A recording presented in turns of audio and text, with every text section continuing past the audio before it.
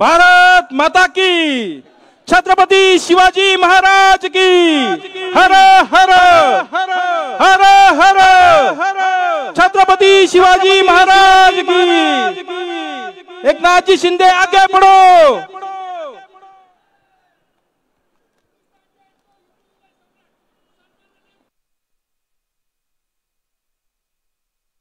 छत्रपति शिवाजी महाराज की जय भवानी। छत्रपति धर्मवीर संभाजी महाराज की जय भवानी। माझ्या तमाम लाडक्या बहिणींनो, लाडक्या बहिणी काय शांत आहेत? अरे लाडक्या बहिणीमध्ये जोश, उत्साह, ताकद, प्रेरणा, ऊर्जा तुमची घ्यायला आलो मी।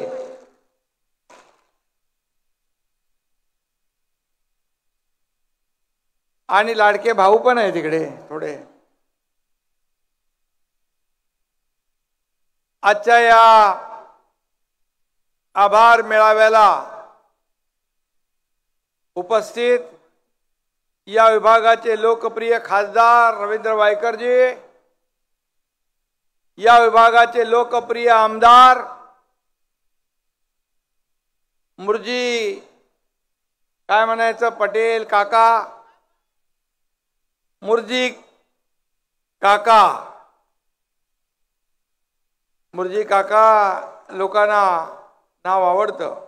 कमलेश राय, जितेंद्र जनावळे, सुभाष कांता सावंत, ज्ञानेश्वर सावंत, अनिल खांडेकर, कलाताई शिंदे, केसरबेन पटेल, चंद्रवती मोरे, व्यासपीठावरील सर्व मान्यवर आणि समोर बसलेल्या माझ्या तमाम लाडक्या बहिणींचा हा खरं म्हणजे एक सागर उसळलाय असं म्हटलं तर वावगं ठरणार नाही। सगळीकडे अगदी शेवटपर्यंत माझ्या लाडक्या बहिणी आहे।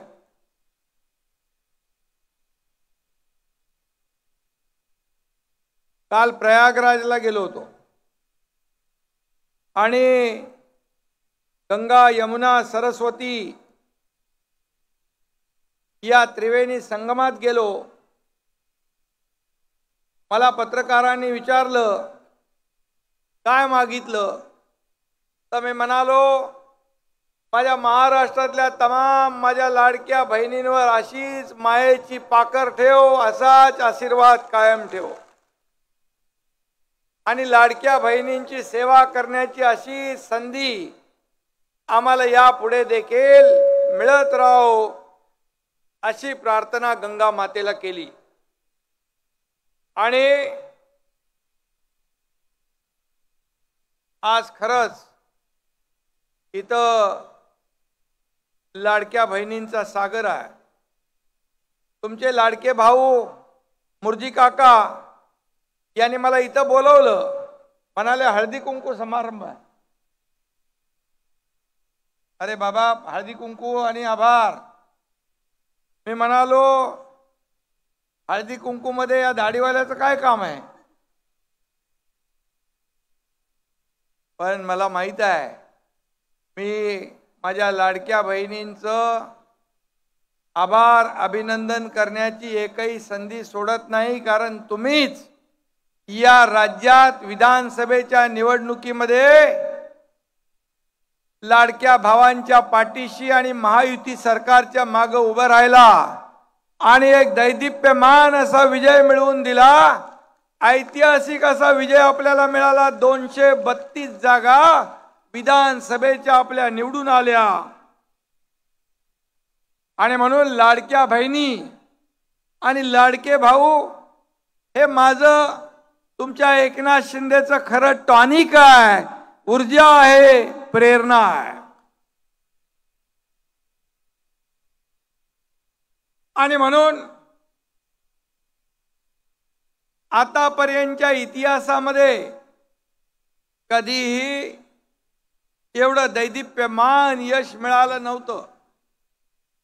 पण लाडक्या बहिणींची योजना खरं म्हणजे ही गेम चेंजर मी म्हणणार नाही, परंतु लाईफ चेंजर आहे, जीवन बदलणारी आहे. खऱ्या अर्थाने मी देखील एक सर्वसामान्य शेतकरी कुटुंबातला हा एकनाथ शिंदे आहे. गरिबी मी पाहिलेली आहे आणि माझ्या आईची देखील काटकसर मी पाहिली आहे, तिची तगमग मी पाहिली आहे. आणि जेव्हा मुख्यमंत्री झालो तेव्हा मी देवेंद्रजींना सांगितलं, अजितदादांना सांगितलं की आपण म्हणतो सर्वसामान्य माणसांचं सरकार, मग सर्वसामान्यांच्या जीवनामध्ये बदल, सुखाचे समाधानाचे दिवस आणण्याचं कामही आपलं आहे. आणि मग मुख्यमंत्री माझी लाडकी बहीण योजना आपण जाहीर केली. विरोधक म्हणाले चुनावी जुमला आहे, हे काय देणार नाहीत पैसे, फक्त निवडणूक जिंकण्यासाठी यांनी हे लाडकी बहीण योजना आणली आहे. काही लोक कोर्टात गेले, कोर्टाने त्यांना लप्पड दिली, बोला भागो इधर से. आणि मग या मुख्यमंत्री माझी लाडकी बहीण योजनेमध्ये ज्यांनी खोडा घातला, मी त्यावेळेस म्हणालो होतो की या सावत्र दुष्ट भावांना बरोबर योग्य वेळी जोडा दाखवा. तुम्ही दिले एक काय म्हणतो त्याला, एक ही मारा, काय है ना डायलॉग, एक ही मारा लेकिन बहुत जोर से मारा. आणि तुम्ही विरोधकांना चारी मुंड्या चित करून टाकलं आणि त्यांचा सुपडा साफ केला. खऱ्या अर्थाने घरी बसणाऱ्यांना तुम्ही कायमचं घरी बसवलं आणि काम करणाऱ्यांच्या मागे तुम्ही उभे राहिलात. मला सांगा, या लाडक्या बहीण योजनेमध्ये कोण कोण लाभार्थी बहिणी आहेत त्यांनी हात वर करा.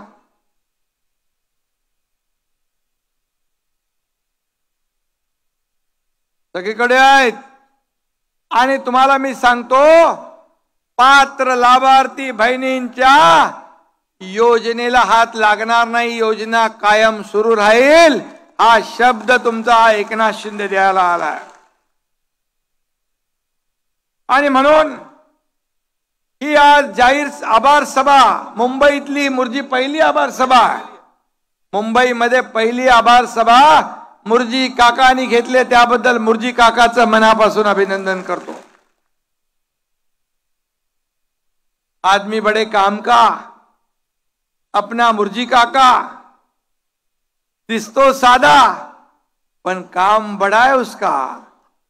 कारण सर्वसामान्यांच्या सुखदुःखामध्ये धावून जातो. रात्री अपरात्री कधी कोणी डॉक्टर असेल, हॉस्पिटल असेल, काही काम असेल तर धावून जाणारा हा मुर्जी. मी एकदा त्याला 2-2:30 वाजता फोन केला, कारण मी 3-4 वाजता झोपतो. मला वाटलं मुर्जी झोपला असेल, पण पहिल्याच बेलला मुर्जीने फोन उचलला. मुर्जीला सांगितलं अमुक अमुक काम आहे. मुर्जी कसला थांबतोय, बोले सकाळपर्यंत नाही, सकाळपर्यंत ते रात्री तिथून उठला. सकाळी त्याचा 7 वाजता फोन आला, शिंदे साहेब काम तमाम, काम फत्ते. असा हा मुर्जी काका. आणि म्हणून त्याने मला सांगितलं होतं, साहेब मी 1, 2, 100, 150, 1000 नाही, 25,000 निवडून आल्याशिवाय राहणार नाही. हा शब्द त्यांनी खरा करून दाखवला तुमच्या आशीर्वादावर. आणि म्हणून इथं आपले खासदार रवींद्र वायकरजी बसलेत, त्यांच्या निवडणुकीत देखील मुर्जी काका सगळ्यात पुढे होता. सर्व व्यासपीठावरील माझे पदाधिकारी तेव्हा देखील काम करत होते. तेव्हा देखील तुम्ही खासदारकीला देखील भरपूर मतदान केलं आणि म्हणून देखील तुम्हाला मनापासून धन्यवाद, मनापासून आभार. आणि आज ही जी समोर नारी शक्ती दिसतीये, याच नारी शक्तीने खोटं नाटं राजकारण करणाऱ्यांना घरी बसवलं. जिसके मन में खोट उसको नहीं वोट. असं आपण करून दाखवलं. आणि म्हणून आज माझ्या लाडक्या बहिणींचा नारा होता, नारी शक्ती झूट आणि लूट दोन्हीला क्षमा करत नाही. ती बोलत नाही. आतापर्यंत आमचे भाऊ सांगत होते तसं करत होते, पण या निवडणुकीत आमच्या भावानं पण आमच्या लाडक्या बहिणींना सांगितलं, अभि नो, फक्त महायुतीलाच निवडून द्यायचं. त्यामुळे आमच्या लाडक्या बहिणींचं त्यांच्या कुटुंबातल्या सगळ्या पुरुषांनी ऐकलं. आणि म्हणून या महाराष्ट्रामध्ये मला म्हणाले, हे कुठली लाट आहे? मी म्हणालो, ही लाट नाही, ही नुसती लाट नाही, माझ्या लाडक्या बहिणींची महालाट आहे. आणि म्हणून या निवडणुकीमध्ये आपण पाहिलं, नारी शक्तीचा विजय झाला आणि नारी शक्ती महायुतीच्या मागे उभी राहिली आणि महायुतीला प्रचंड विजय मिळाला. आणि म्हणूनच तसं रवींद्र वायकर म्हणाले की मी म्हणालो होतो, निवडणूक झाल्यानंतर गुलाल उधळायला आणि आपले आभार मानायला मी येईन. आणि म्हणून आज मी आपल्या मुर्जी काकाच्या विजयाचा आनंदाचा गुलाल उधळायला आलोय आणि माझ्या लाडक्या बहिणींचे भावांचे आभार मानायलाही आलोय. आणि म्हणून आपल्याला मी एवढंच सांगतो की या देशाचे प्रधानमंत्री नरेंद्र मोदीजी यांनी देखील नारी शक्तीला ऊर्जा दिली, प्रेरणा दिली. आज असंख्य क्षेत्रात नारी शक्ती वेगवेगळं शिखर गाठते. आज आपल्या देशाच्या राष्ट्रपती द्रौपदी मुर्मू हे भारतीय नारी शक्तीचं एक प्रतीक आहे. आणि म्हणून लोकसभेत मंजूर झालेलं मातृवंदना विधेयक नारी शक्तीचं प्रतीक आहे. पहिल्याच सभेत झालं ना ते मातृवंदना विधेयक नवीन इमारतीमध्ये. आणि म्हणून महिलांना आत्मनिर्भर करणं, त्यांना आत्मसन्मान मिळवून देणारं हे आपलं देशातलं मोदीजींचं सरकार आणि या राज्यातलं महायुतीचं सरकार आहे. आणि म्हणूनच महिलांच्या सबलीकरणासाठी, सक्षमीकरणासाठी आपण अनेक योजना राबवल्या. अनेक आपण महिलांच्या लेक लाडकी लखपती योजना, मुलींचं उच्च शिक्षण, महिलांचा सन्मान योजना, लाडकी बहीण योजना तर केली आपण. आणि म्हणून मी आपल्याला मनापासून या ठिकाणी धन्यवाद द्यायला आलोय की खऱ्या अर्थाने आपण जसा आशीर्वाद दिला, मी सांगितलं की या निवडणुकीमध्ये ज्यांनी ज्यांनी माझ्या लाडक्या बहिणींचा अपमान केलाय त्यांना निवडणुकीमध्ये धडा शिकवा. अगदी तसंच तुम्ही केलं. आणि म्हणूनच आज सर्वसामान्यांचं सरकार म्हणून आपण काम करतोय. मी मुख्यमंत्री जरी होतो तरी सुद्धा लोक सीएम म्हणजे चीफ मिनिस्टर समजा म्हणायचे. मी म्हणायचो सीएम म्हणजे कॉमन मॅन, सीएम म्हणजे कॉमन मॅन. आता देवेंद्रजी मुख्यमंत्री आहेत, मी डीसीएम आहे. आता मी म्हणतो डेडिकेटेड टू कॉमन मॅन, सर्वसामान्य माणसाला समर्पित असं काम आपल्याला करायचं आहे. आणि सर्वसामान्य कॉमन मॅनला आपल्याला सुपरमॅन करायचं आहे, त्याच्या आयुष्यात चांगले दिवस आणायचे आहेत, हाच आपला उद्देश आहे. आणि म्हणून सर्वसामान्यांच्या जीवनामध्ये आनंदाचे दिवस निर्माण करण्यासाठी आपलं सरकार काम करत आहे. देवेंद्रजी आहेत, मी आहे, अजितदादा आहे, आमची टीम आहे. आज सर्वसामान्य लोकांना पुढे नेण्याचं, त्यांच्या जीवनामध्ये सुख समृद्धी आणण्याचं काम आपल्याला करायचं, राज्याला पुढे नेण्याचं काम करायचं. आतापर्यंतच्या 2.5 वर्षाच्या कालावधीत एवढे निर्णय आपण घेतले. मुंबईमध्ये कोस्टल रोड असेल, मेट्रो असेल, कारशेड असेल, इथं अटल सेतू असेल, मुंबईतल्या रस्त्याचं कॉन्क्रिटीकरण असेल, हे सगळं आपण करतोय. हे आपण सगळं करतोय. आज मुंबई ब्युटिफिकेशन आपण सुरू केलंय. आज मला सांगा, मुंबई महापालिकेतल्या हॉस्पिटलमध्ये देखील आपण अनेक योजना सुरू केल्या, झिरो प्रिस्क्रिप्शन असेल, औषध मोफत देण्याचा निर्णय असेल, आपण केला. आणि आता पुढे तुमचा प्रवास जो आहे, खड्डे मुक्त मुंबई, प्रदूषण मुक्त मुंबई, भ्रष्टाचार मुक्त मुंबई आणि ड्रग मुक्त मुंबई हा आपला अजेंडा आहे. फक्त मुंबई महाराष्ट्रापासून तोडणार म्हणून फक्त निवडणुकीमध्ये फोन करायचं आपल्याला माहित आहे. निवडणूक आली की मुंबईकर मराठी माणूस आठवतो, मुंबईकर आठवतो. परंतु मी आपल्याला सांगतो, या मुंबईच्या बाहेर फेकला गेलेला मुंबईकर आपल्याला पुन्हा मुंबईत आणायचं आहे. आणि म्हणून मगाशी खासदार म्हणाले की SR योजना असेल, धोकादायक इमारती आहेत त्याचं पुनर्वसन असेल, पोलिसांच्या इमारती असतील, गिरणी कामगारांना घरं असतील, आपण परवडणारी घरं. माझ्याकडे आता नगर विकास बरोबर गृहनिर्माण हाऊसिंग पण डिपार्टमेंट आहे. आणि म्हणून मुंबईतले रखडलेले प्रकल्प मार्गी लावायचे आहेत. मुंबईतल्या धोकादायक इमारतींचा क्लस्टर मार्गी लावायचं आहे. नवीन आपण धोरण आणतोय, गृहनिर्माण धोरण.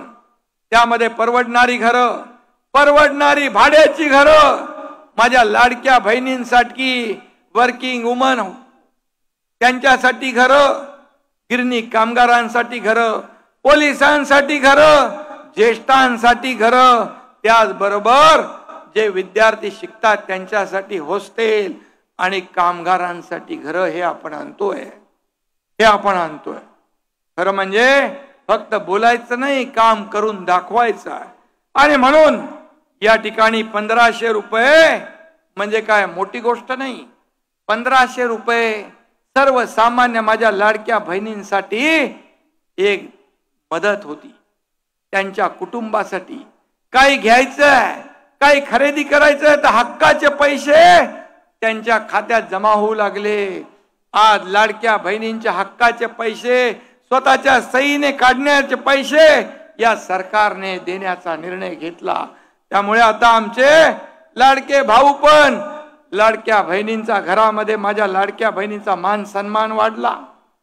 आणि म्हणून हे त्यांचा सन्मान वाढवण्याचं काम, त्यांना आत्मनिर्भर करण्याचं काम या ठिकाणी आम्ही केलं.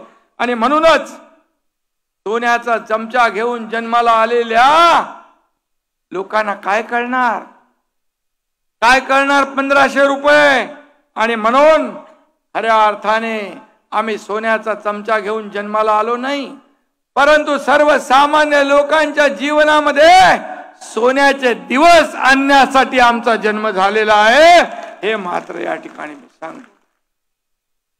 आणि म्हणून माझ्या लाडक्या बहिणींची ओवाळणी बंद होणार नाही, बिलकुल बंद होणार नाही. त्यांच्यावर अन्याय होणार नाही. हा एकनाथ शिंदे तुमचा लाडका भाऊ, ही ओळख. मी जेव्हा पद येतात, पद जातात, पुन्हा येतात, पद वर खाली होतात, परंतु या महाराष्ट्रातल्या तमाम लाडक्या बहिणींचा लाडका भाऊ म्हणून जी मला ओळख मिळाली ती सगळ्यात मोठी आहे, सगळ्या पदांपेक्षा मोठी आहे. आणि म्हणून तुम्ही माझ्या मनगटावर राख्या बांधल्या हातावर. आणि म्हणून त्यामुळे हा एकनाथ शिंदे या बहिणींच्या पाठीशी खंबीरपणे उभा राहील, ही ग्वाही मी या ठिकाणी देतो. काल परवा या ठिकाणी आमची एक लाडकी बहीण नीलमताई गोरे दिल्लीच्या साहित्य संमेलनामध्ये व्यासपीठावरून एक वाक्य बोलले. आता ते व्यासपीठ बरोबर होतं की चुकीचं होतं हा भाग वेगळा आहे, परंतु ते काही जणांना एवढं झोंबलं की चांगल्या मिरच्या लागल्या. आणि हा एकनाथ शिंदे त्यांना पुरून उरला होता. आता गोरेंनी बाहेर काढले त्यांचे काळे धंदे, त्यामुळे मिरची लागली. हे आता बोलल्यात का त्या? यापूर्वी देखील अनेक लोक बोलले. जेव्हा आम्ही उठाव केला त्यावेळेस रोज आम्हाला शिव्या शाप आरोप देणारे लोक, आम्ही कधी आरोपाने उत्तर दिलं नाही. कामातून उत्तर दिलं. मी नेहमी सांगायचो, तुम्ही किती शिव्या द्या, किती आरोप करा, पण हा एकनाथ शिंदे तुम्हाला कामातून उत्तर देईल, कामातून उत्तर देईल. आणि आम्ही म्हणून या महाराष्ट्रामध्ये हा तुमचा एकनाथ शिंदे आपलं महायुती सरकार लोकप्रिय ठरलं. पण जेव्हापासून यांची खुर्ची गेली तेव्हापासून यांना लागली मिरची. ते काय पोट काय दुखतंय पोटात. कोणी प्रधानमंत्र्यांनी काम चांगलं केलं, अमित शाह साहेबांनी चांगलं काम केलं. बाळासाहेबांचं स्वप्न अयोध्येत राम मंदिर बांधण्याचं होतं, काश्मीर मध्ये 370 कलम हटवण्याचं होतं. कोणी स्वप्न पूर्ण केलं? या देशाचे प्रधानमंत्री नरेंद्र मोदीजी यांनी अयोध्येमध्ये राम मंदिर बांधलं आणि काश्मीर मधलं 370 कलम मोदीजींच्या नेतृत्वाखाली अमित शाह साहेबांनी रद्द केलं. मग बाळासाहेबांचं ज्यांनी स्वप्न साकार केलं त्यांना रोज सकाळ संध्याकाळ त्यांचा उद्धार करता, आरोप करता, त्यांच्यावर वाटेल ते बोलता. परंतु ही देशातली महाराष्ट्रातली जनता हे चांगलं त्यांना ठाऊक आहे की खऱ्या अर्थाने हा देश पुढे नेण्याचं काम आदरणीय मोदी साहेब करतात. देशाचा अर्थव्यवस्था 11व्या नंबरवर होती, ती 5व्या नंबरवर आणण्याचं काम मोदी साहेबांनी केलं. या चित्रातही या लाडकी बहीण एक आली दुसरी. आणि म्हणून देशाची अर्थव्यवस्था 5व्यावरून 3ऱ्यावर आणण्याचं काम आता या ठिकाणी करतायत. पण अनेक लोक बोलले, राज ठाकरे साहेब बोलले यांना खोके नाही कंटेनर लागतात, राणे साहेब बोलले, रामदास भाई बोलले, नितेश राणे बोलले, हे काही नवीन नाही. पण नीलम ताईच्या मागे एवढे लागले मिरच्या लागल्या. पण नीलम ताईला देखील एक माझी लाड बहीण, तिला एवढ्या खालच्या दर्जावर जाऊन बोलणं, आरोप करणं त्यांना शोभत नाही. अरे दूध का दूध खरं बोललं की ते खरं बोलल्यानंतर कसं मनाला बोचत. खरं बोलल्या त्या आणि काय बोलल्या खोटं. ते काय देना बँकच आहे, इकडं देना बँक आहे, दोन्ही हाताने आम्ही आतापर्यंत दिलं आणि समोर लेना बँक आहे. आणि म्हणून मी एवढंच सांगतो, जे बोलल्या ते कटू सत्य आहे. परंतु जाऊ द्या, त्याच्यामध्ये मला जायचं नाही. परंतु एका भगिनीला जी नीलमताई गोरे कुठेही राज्यामध्ये महिलावर अत्याचार होऊ द्या, काही दुर्घटना घडू द्या, पहिली धावून जायची. तेव्हा नीलमताई चांगल्या होत्या. आता देखील या ठिकाणी शक्ती विधेयकामध्ये त्यांचं मोठं योगदान आहे. त्याचबरोबर आता होणाऱ्या विधानसभेच्या अधिवेशनात महिला सक्षमीकरणाचं त्यांनी चर्चा मागितली. महिलांना अधिक सक्षम करणं, महिलांना अधिक ताकद देणं, यासाठी देखील नीलमताई काम करतात. आणि हेच पोटदुखी आहे. जे चांगलं काम करेल त्याचा निषेध कसा करायचा, त्याला बदनाम कसं करायचं, ही पोटदुखी आहे. पोटदुखी थांबत नाही, याचं कारण ते डॉक्टर कडून औषध घेत नाहीत, ते कंपाऊंडर कडून औषध घेतात. आणि म्हणून मुर्जी काका, तू इकडं बोलल्याप्रमाणे 25,000ने निवडून आलाय. आता तुमची जबाबदारी आहे. मगाशी तुम्ही सांगितल्याप्रमाणे येणाऱ्या विधानसभा जिंकली आपण. आता आपल्याला महापालिका जिंकायची आहे. मुंबई महापालिका ज्याने एकनाथ शिंदे जेव्हा नाले सफाईचं काम बघायला गेला, ते म्हणाले एकनाथ शिंदे रस्ता जेव्हा आपण डीप क्लीन ड्राईव्ह सुरू केलं, रस्ते स्वच्छ करणं, माती काढणं आणि पाण्याने धुणं, ब्रिटिश काळात कधीतरी कोणी बघितले धुताना. परंतु हा एकनाथ शिंदे मुख्यमंत्री झाल्यानंतर ते काम सुरू झालं. म्हणाले हे काय मुख्यमंत्र्याचं काम असतं? मग काय मुख्यमंत्र्याचं घरी बसायचं काम असतं? हा एकनाथ शिंदे रस्त्यावरचा जमिनीवरचा कार्यकर्ता आहे आणि म्हणून तुम्ही तर तिजोरी धुतली, तिजोरी साफ केली, आम्ही तर रस्ते धुतोय, रस्ते साफ करतोय. अरे मुंबईतली जनता जी आहे ही कामाला महत्व देणार आहे, काम करणाऱ्याच्या मागे उभी राहणार आहे. आणि म्हणून मी एवढंच सांगतो की हा सर्वसामान्य शेतकऱ्याचा मुलगा, मी मगाशी सांगितलं का पोटदुखी, का शेतकऱ्याच्या मुलानं मुख्यमंत्री होऊ नये. गावी गेलो की म्हणाले हेलिकॉप्टरने जाऊन शेती करतो, मग काय गाडीने जाऊ. अरे मुख्यमंत्रीचे 10 तास गेले तर मी सह्या, माझ्या 10,000 सह्या होतील. मी आपल्याला सांगतो आतापर्यंतच्या इतिहासामध्ये सगळ्यात जास्त सह्या करणारा हा तुमचा एकनाथ शिंदे आहे. 2.5 वर्षात त्यांनी 2.5 कोटी मुख्यमंत्री सहायता निधीत दिले. या एकनाथ शिंदेने 460 कोटी रुपये दिले 2.5 वर्षात, 460 कोटी. जेव्हा माझ्याकडे मुख्यमंत्री सहायता निधीचा पत्र आला लगेच मी सही करतो. आजही मुख्यमंत्री सहायता निधीमधून मुख्यमंत्री देवेंद्रजी धडाधड पैसे देतात. काय हे पैसे कुणाचे आहे? सर्वसामान्य लोकांचे जीव वाचवण्यासाठी. एक आपल्याला सांगतो, कोल्हापूरमध्ये एक मुलगी आली समोर, मुस्लिम मुलगी होती आणि तिच्या हातात एक छोटं बाळ होतं. मी म्हणालो हिचं काहीतरी काम असेल. मी म्हटलं काय तुमचं काम आहे? बोले इसका नाम दुआ है. मग काय?